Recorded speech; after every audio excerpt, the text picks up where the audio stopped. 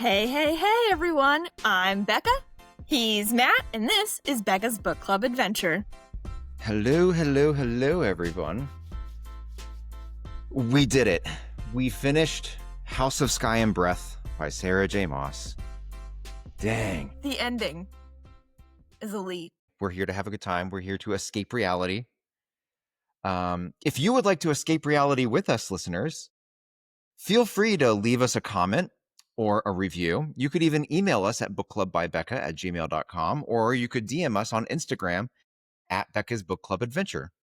And if we hear from you, we're going to throw you on the next episode for sure. So like I said earlier, we read part 3 of House of Sky and Breath by Sarah J. Maas. It's something like chapters 48 through the end. And we should recap it. So start us off. Where does part 3 begin? All right, part 3 begins with our main characters back in Crescent City at Bryce's apartment. It's always her apartment. I love her apartment. Mm-hmm. I would like to live in her apartment. What happened on the depth charger after we left them, or how they got back into the city without being arrested, we have no idea. Everything is going great until Byaxian pounds on the door. Yeah. Byaxian wants answers. He wants in with whatever's happening. The group isn't trusting, and Byaxian tells them that he's a rebel sympathizer. And when they want answers, they know where to find him. And he slams the door and leaves. Ooh. Anyway, life moves on. One morning before work, as Rune is getting introduced to his new female roommates, Bryce and Hunt take a trip to the meat market to see the Viper Queen because, unknown to all of us, Bryce had the Viper Queen hunting for a meal this entire time, and she has found him. And he's sitting on the Viper Queen's couch. Bryce does her best to be kind to and to console Emil, and because we learned that he's not actually all powerful in magic. He's literally just a scared kid. And Bryce knew this or guessed it and has Fury on standby to drive Emil to his new location where he is getting a new name and is being adopted by her parents. And for her help, Bryce now owes the Viper Queen a favor. Who knows when she'll pay it? Mm-hmm. But before she can go to work, Rune drags Bryce into the stolen fire sprites and the dragon shifter's business, for which Bryce calls Jessica. For Jessica's help, Bryce now owes Jessica a flavor. Bryce be owing everyone favors. And on top of that, Bryce is surprised by a package from Jessica awaiting her at work. It's an ancient analysis about dragon fire, which is so powerful apparently that it can harm the princes of hell. This did not come up again in the rest of the damn book. Nope, but I still feel like it's worth mentioning. It's going to be important next book. Take that little nugget and keep it with you for a while. While Bryce is back at work, so is Hunt, and so is the Hind, who is playing dumb as though nothing happened, and no one else knows anything either, except Celestina, who can smell that Hunt and Bryce are now mated. She's happy for them, but if she can smell it, who else can? And will everyone else be happy? Meanwhile, at Rune's house, Hypaxia decides to grace us with her presence. All is not well in the Witch Coven. They were loyal to her mother, but the fact that Hypaxia was raised in isolation, taught by the dead, and is a necromancer doesn't really sit well with everyone.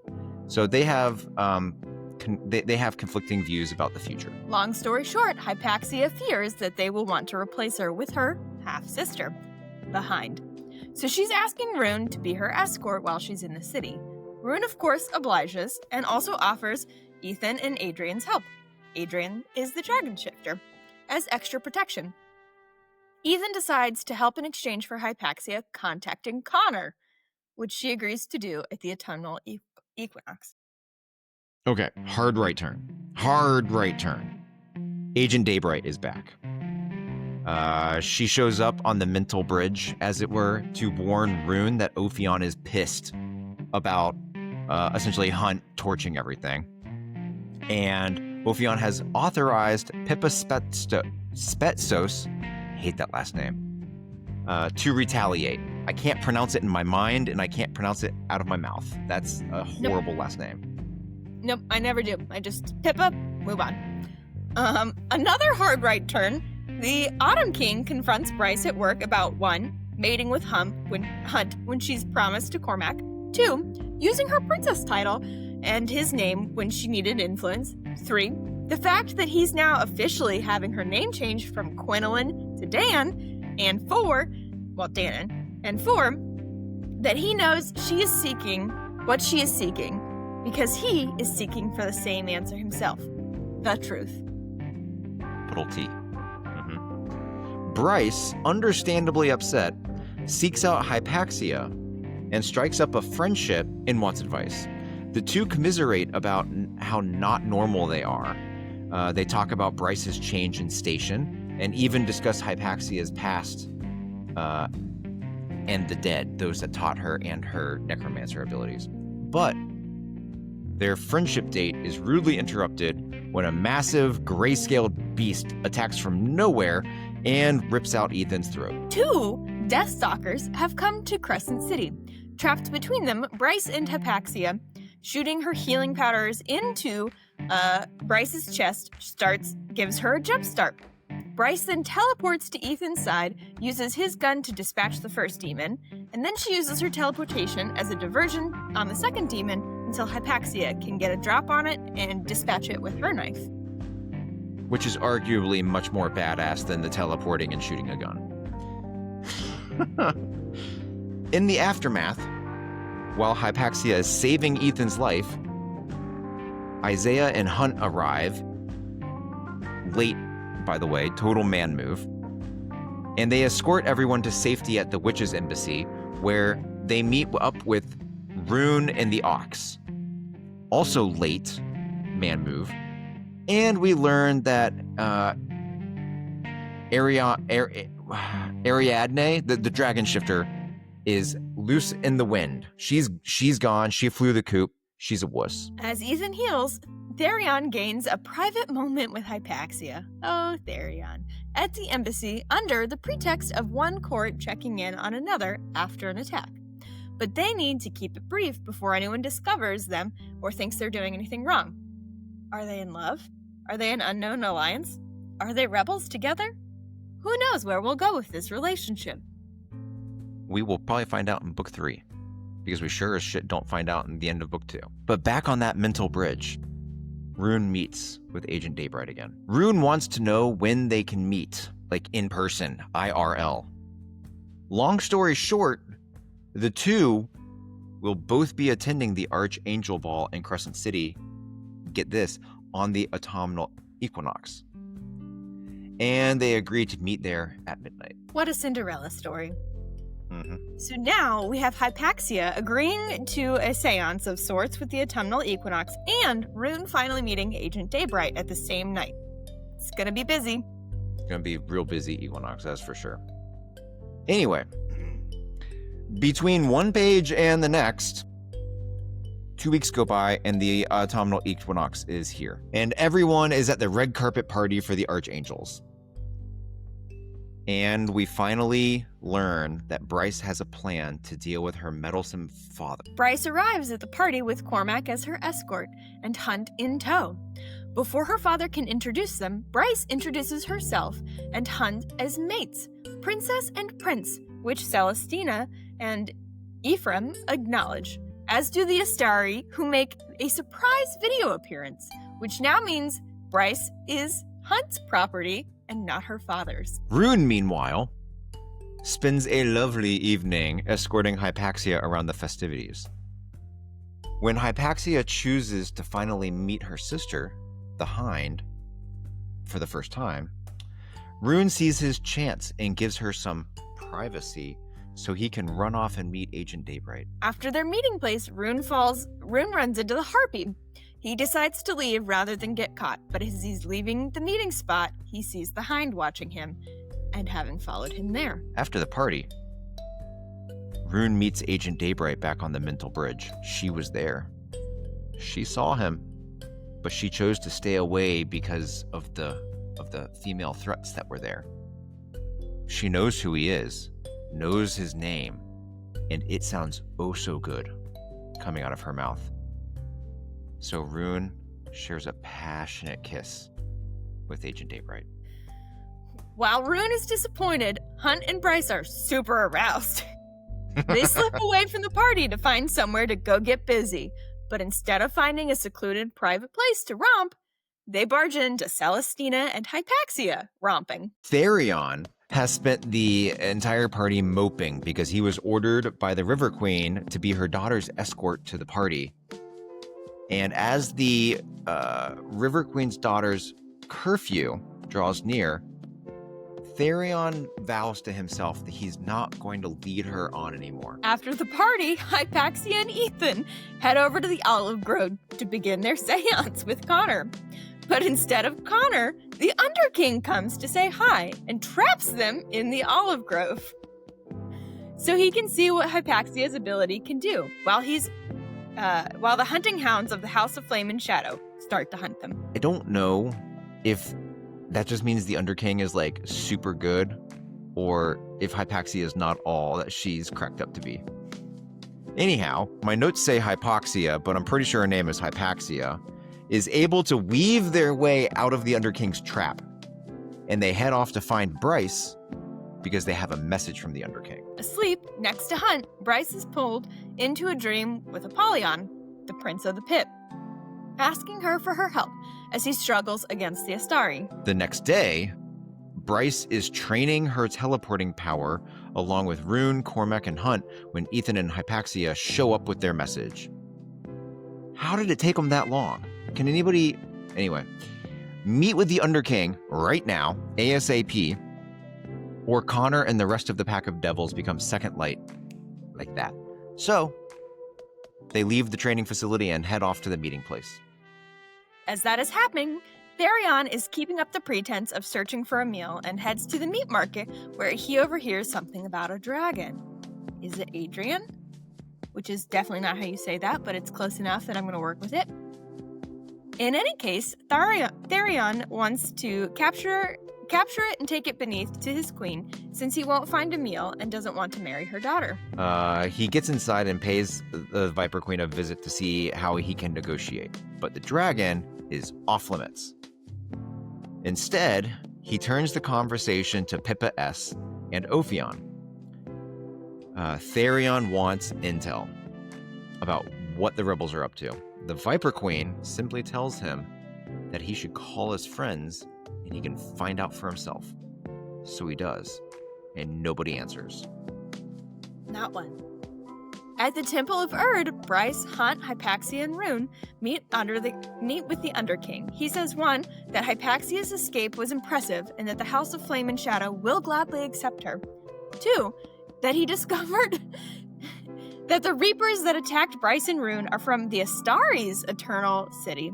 And 3, after Bryce asks, he says he knows of Jessica, but not by that name. Again, another nugget that doesn't mean anything in this book, but seems super important and we should all take note of. Anyway, after the Underking's little soliloquy, Pippa S. shows up with Ophion soldiers because she struck a deal with the Underking, who vanishes, leaving our main characters trapped. Bryce teleports and notifies the Hind, Mordok, and the Dreadwolves that Pippa is attacking the Temple of Erd. Then she teleports back to the temple and spirits Hypaxia and Rune away. And then she returns to Hunt, but she is an Energizer Bunny without any batteries. Just as the Hind, Mordok, and the Dreadwolves arrive behind Pippa's forces and a battle begins. But Phyrexian shows up and leads them out through a hidden exit to freedom. But Bryce isn't buying any of his bullshit, and she holds him at gunpoint till he tells them the truth, why he's helping them. Phyrexian, are we ready for this? Was Danica's mate. Their love for one another changed everything about him, and he knows why she was actually killed, and it wasn't because of the synth. Super long story short, Danica was looking into the history and the origin of the shifters. Wolves, fae, angels, all of them. So, which is how she tracked down Vaxian and Sophie. The numbers Sophie carved into herself are a reference to a room in the Astari's library that Biaxin gave to Danica, who gave it to Sophie, who actually snuck in and learned the truth before she died. Enter Declan and his computer hacking abilities. But even though he's a savant, sadly, he's unable to hack the library itself. But he does hack the camera system at the archives and is able to find footage of Sophie, so now they know what room she broke into. And now Bryce has all the information she needs to apparently make a snap decision that she's going to break into the Asteri's Eternal City and learn what Sophie knew, and to learn what Danica died. Fearing what being caught trespassing in the Eternal City might mean, our main character begins tying loose ends. Okay. Therion breaks up with the River Queen's daughter. And she doesn't take it too well. Like, almost childishly not well. Because she runs to tell her mommy. Therion, knowing he has about 20 minutes, flees into the city, goes straight to the Viper Queen, defects from the Blue Court, drinks the Viper Queen's blood, which makes him hers forever, and now the Blue Court doesn't have any claim on I it. hated all of this moment. Mm-hmm. Ethan goes to see the Prime and bid to free the Wolf Mystic. There, he learns that the Wolf Mystic is actually another heir to the Fendry line, and Ethan is going to wave her, is going to give her, is her. I don't know what I wrote, Becca. It's not you. Save her. Ethan is going to save her. Is going to save her to give the wolves a better future. Oh, shoot. Speaking of tying up loose ends, Rune meets with Agent Daybright again after they give everything to each other and make love mentally. Rune tells her about this suicide mission to break into the archives, and she essentially tells him, don't do that. But before she can get a real warning out, she's snatched away, and now Rune thinks she's in danger. What I love about this is they basically mentally connect and have sex, but not physically in person. But there is some references at the end of the book about how Rune smells different. Mm-hmm. Rune, fearing for her safety, prompts the group to speed up their intended heist. So they circle the wagons and begin planning in earnest. And then, in a turn of the page, we are in the Eternal City, and we are there for 3 reasons. 1. Cormac and Therion are to raid the science facility north of the city as a distraction for Pippa S., the rebels, and the Astari. Number 2, Bryce, Hunt, and Rune are to infiltrate the archives so Bryce can learn the truth, capital T. 3, and pretty importantly, Rune has lost his mind and all he cares about is saving Agent Daybright. Okay, let's tackle these plot lines one at a time. Starting with plot line number 1. Cormac and Therion do indeed raid the lab according to plan, drawing the Ophion rebels and Imperial Veneer to the scene and causing a small battle. As they make their escape, Pippa S. intercepts them, and Cormac begins a duel with Pippa to give Therion time to run. As Therion flees away from the facility, the Astari arrive. Pippa puts a hole through Cormac's chest. Cormac erupts in fire around himself and Pippa, and then the entire building explodes. Okay, so, plotline number 2. This follows Bryce as she discovers the truth about the Asteri. They aren't as special as we think they are. They are purely powered by the first light and second light produced by the citizens of the world. The Asteri don't seem to actually have power on their own. Rather, they seem to be conduits for power, just like Bryce. But that's not all Bryce finds. Bryce finds a host of information about how the Astari have traveled from planet to planet through the universe, seeking hospitable worlds full of food. And as Bryce is perusing this particular set of information, trying to find the Asteri's home planet, she is rudely interrupted in her breaking and entering by Rygelis via the intercom, because the two talk a lot, and Rygelis gives a whole bunch of info exposition. about the Asteri, about Bryce, about the origin of the Shifters, about Danica, blah, blah, blah. I mean, don't get me wrong, I love a villain monologue, but why is it always a villain monologue? It's never the hero giving a monologue to the villain. It's a little mustache twirly, yeah. Bryce teleports back to Hunt only to feel manacles going around her arms as she notices that the Hunt already has been captured by the Harpy. And plotline number 3 is almost a waste of everybody's time, but we'll talk about it. This one begins just as Bryce slips into the archives. Rune can't be bothered to wait for her, so he immediately sneaks away down the hall towards the dungeons looking for Agent Daybright. But Mordok finds him almost immediately and can smell him, captures him, and throws him in a cell. And then mere minutes later, it's the same cell that the Harpy leads Hunt and Bryce to. Just as the Harpy begins her ministrations, the Hind shows up and reveals herself to be Agent Daybright, and then kills the Harpy. They all make it look like Bryce did it, just in time for Pollux to show up, pull Bryce off of the Hind, and then rebind everybody and escort all of our main characters to an audience with the Asteri. But only Vergellus is there, since the others went to the science factory lab place to deal with Therion. As per usual, Vergellus needs to drop some truth bombs to unfold the story for us. Here are the cliff notes. Okay, number 1.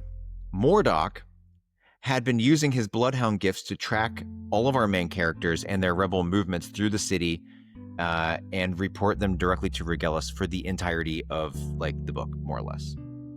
Number 2, Vergellus knew about Cormac's rebellious nature all along and let him live so that the Astari might track him to find even more rebels. Number 3, Vergellus planned for all of our main characters to break into the Eternal City so that he could use Bryce for his own purposes. Number 4, Bryce's star scar is actually a beacon to the Far Originals planet, homeland, that can lead the Astari back there. Faye. I'm really good at typing right now, apparently. Number 5. Bryce can open the portals between worlds once more, which have been closed for a long time, so that the Asteri can attack Hell or colonize more planets for food. At the end of all the info dropping, Bryce makes a deal with Vergellus. Hunt and Rune go free, and she'll help the Astari. He agrees, and the moments of saying goodbye, Bryce, Hunt, and Rune launch into action, attacking Vergellus to buy Bryce a head start as she flees for the portal in the hall. Even Byaxin catches their lead and helps them out. Vergellus gives chase, but Hunt is able to send his powers into Bryce so that she gets supercharged and she can teleport her way down the hall to the portal, jump through it to Hell, narrowly avoiding Vergellus's reach. In the aftermath, Hunt, Rune, and Byaxin are all recaptured, and Vergellus once again tattoos the halo on Hunt's forehead. And Bryce lands in Hell. But it's not exactly what she was expecting. It's, nice. Green grass, dew, fog, beautiful homes, a lovely city over yonder. As she gets to her feet, a demon puts a sword to her throat, picks her up, and flies her to some house somewhere. Then a whole host of folks walk through the front door, and Bryce remarks to herself that one of them looks just like Rune. And that one introduces themselves as Rhysand. And book over. But then SJM gives us a 3-page epilogue. Ethan gets a call from Flynn telling him to get back home because shit just went down in the Eternal City. Which, if you've been paying attention, we just recapped what shit went down at the Eternal City. Anyways, Ethan says he'll be there in 15 minutes, hangs up, breaks into the Astronomer's building again, and wakes up the Wolf Mystic. And now the book is over. Oh my god. Thanks for listening.